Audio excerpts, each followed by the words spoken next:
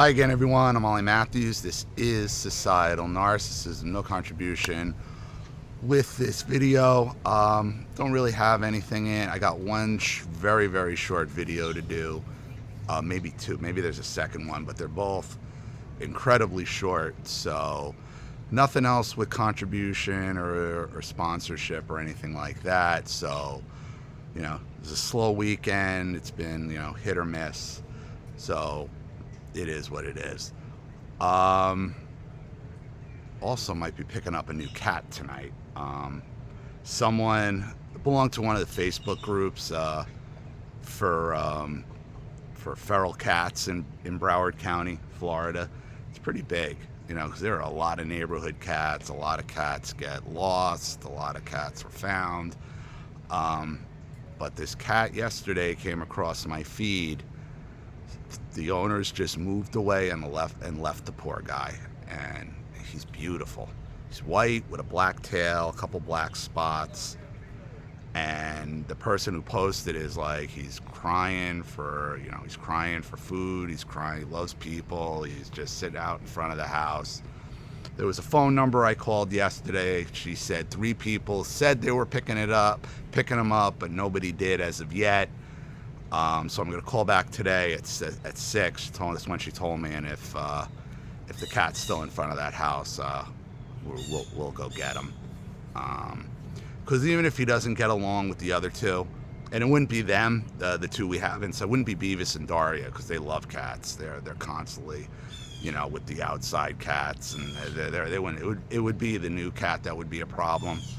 So at least if he couldn't stay in the house, he could survive. We could take care of him outside with Spooky and Cokie and the baby outside. So one way or another, we're gonna take care. We'll if he's still there, we'll take care of him. We'll go get him.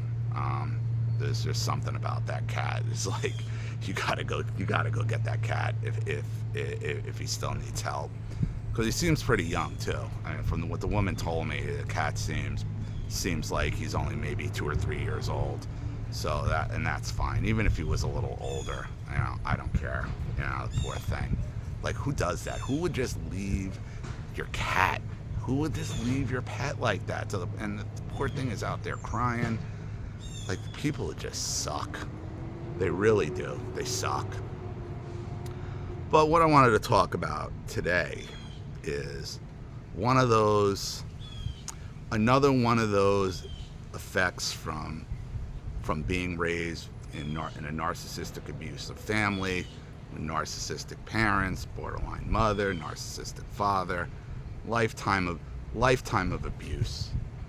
Now, the last time I came down here to talk, I talked about how, procrastination and how the abuse leads to procrastination, and really making you think things are worse than they are, and you keep putting them off, and and then once you finally have to deal with it, you realize, if I had just dealt with this sooner, it would have been a whole lot easier, and it really wasn't as big of a deal as I thought. And I talked about doing that Chasey Amy video for, I guess 2 months. And thank you again to Teresa for sending it, and the contribution, because it was a lot of work. It was a lot of time. It really, it was a lot of time doing it, and more than that, than just sending it. And the contribution was her patience. She's like, I don't care how long it takes, as long as you take it, it gets done. And there was zero pressure from her to get that video done. So I really appreciate that, and thank you again, Teresa. But the thing with that video, I watched that movie two or three times, trying to write a synopsis on it, trying to take notes, and like, how am I going to structure this, and how am I going to do this? And it took me 2 months to realize, you're making your life more difficult than it has to be. Because when I do these movie reviews or I do these clip reviews, like especially Black Pilled with, Devin Stack's channel, and I didn't understand, I didn't know Devin Stack. I'd never heard of him. I didn't know of him until I first got sent the video, and I think that was from Teresa too. And I learned a lot, by watching his videos, as far as style, presentation, how he's doing things. And I said that,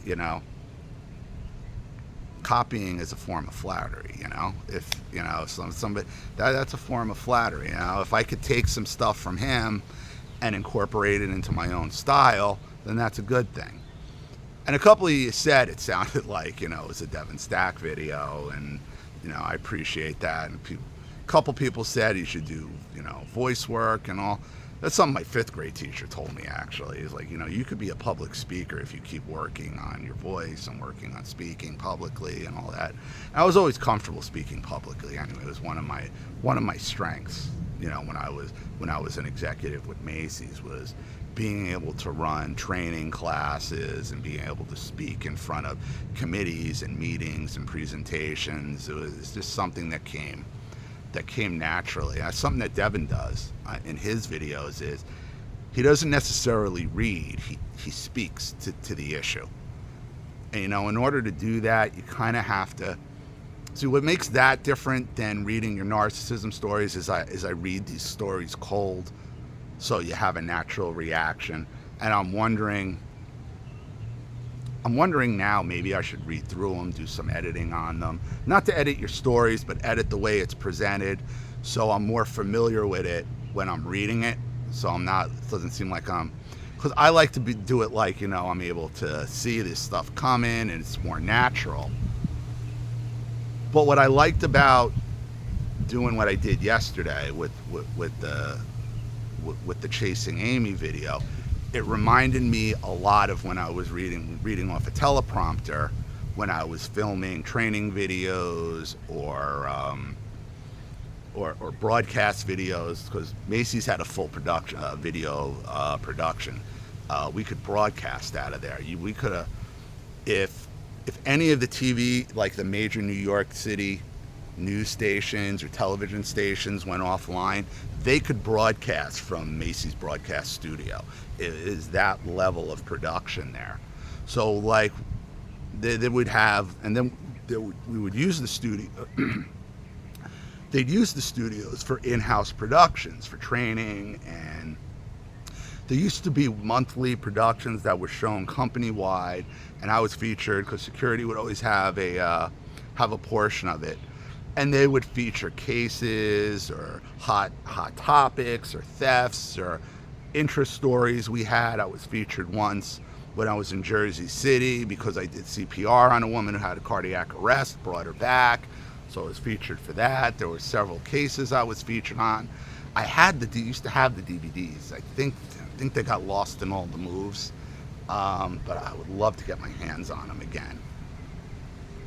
But what I did yesterday, and it finally dawned on me as I'm trying to rewrite this synopsis for the umpteenth time, and it finally dawned on me, like, what are you doing? Like, there are synopses, there has to be 20, 30 synopses, full synopses of every movie available, whether it be on IMDb or Wikipedia or whatever movie site you frequent. There's synopsises already written for all of this stuff.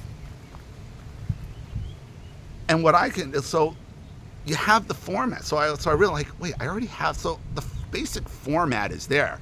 Regardless of what they're writing, you go through it, watching the movie scene by scene, and then I could make changes to the synopsis that's already there to fit my narrative, my beliefs, instead of having to go and then re-explain, to write out and re-explain stuff that 40 other people have already done.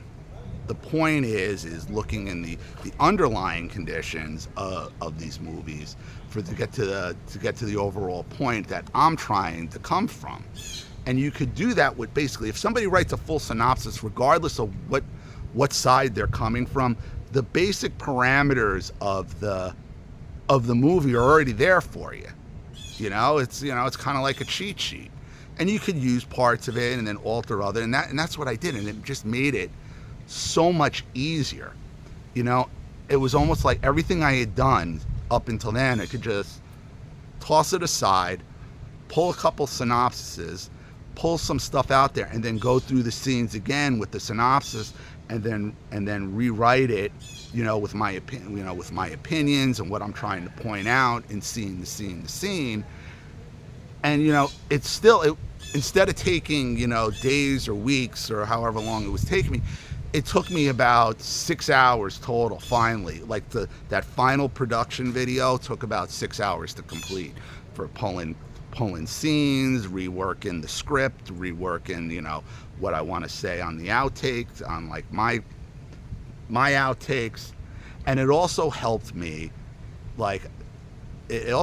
present it more as I'm speaking to it, instead of I'm reading from a script or reading someone's letter. And that's where I think it comes off, because that's how Devin talks, and that's exactly how I used to talk when I used to do these broadcasts and these videos for Macy's. It was the guy who ran the studio, Will Miguel, real good guy, and I worked with him a lot, and he told me, he's like, you're probably one of the most natural people in the company speaking in front of a camera. He's like, I like the way you talk to the camera, and it doesn't look like you're reading the teleprompter. It looks like you're just talking to everybody and having a conversation. And that's how I tried to pull that off yesterday. And I'm happy with it. I mean, it could be better, I think. I mean, there's some things, there were some criticisms I got, and some of them were constructive, they were. And I take it all with a grain of salt. They were constructive, and things it was my first real attempt from trying to do a stem to stern reaction or rehash or a review of one of these videos. Because when we're reviewing them, we're trying to review them from a narcissism standpoint, an abuse standpoint, a societal narcissism standpoint. And just being able to pull off other people's synopsises that they've posted to Wikipedia, or like I said, IMDb or Netflix or wherever, Paramount, wherever you're pulling, the work's already been done there, where the basic storyline is already written. And then you can go in there. So instead of me watching Devin Stack or Black-Pilled videos and then, reacting to what he's reacting to, I could take these synopsises, rework them to fit our narrative and what I want to say, and it just made it so much easier. And I'm like, where does that come from? Like, that comes from this need, because of narcissistic abuse and the way I was raised is always trying to prove yourself. You're always trying to prove yourself to the world, but who was I really trying to convince? Who was I really trying to convince? Was I trying to convince the world, or am I trying to convince myself? And therein lies the problem. It's like, you have to, at some point, acknowledge your own successes. You have to, at some point, be able to accept your own talents and your own abilities, and not try to reinvent. You will drive yourself crazy, because what happens is you end up trying to just reinvent the wheel, and the wheel's already been invented. You're not going to get anything better than a round object. So like, why am I trying to make this, put my own stamp on it? Like, just because there's a synopsis out there doesn't mean you can't draw from it. Like, even though like I might have sounded a lot like Black-Pilled or Devin Stack, that's not a bad thing. That means you're learning from somebody who's successful. That's flattery. Imitation's a form of flattery. It just is. And I was like just shaking my head after. It's like, why was I friggin' just racking my brain and stressing myself out about this? Like, how am I going to get this done? And it's like, this is it. It's like bullshit. It's going to be bullshit. And it's like, no. It wasn't as hard as it needed to be. It wasn't. And is, you know, once I realized that, it's like, sometimes you just got to get up, you got to walk away, take a little break, and then when you just come back fresh, and there that idea pops into your head, that obvious answer that was laying in front of you the whole time that you're missing because you're sitting here trying to reinvent the wheel to prove yourself to yourself.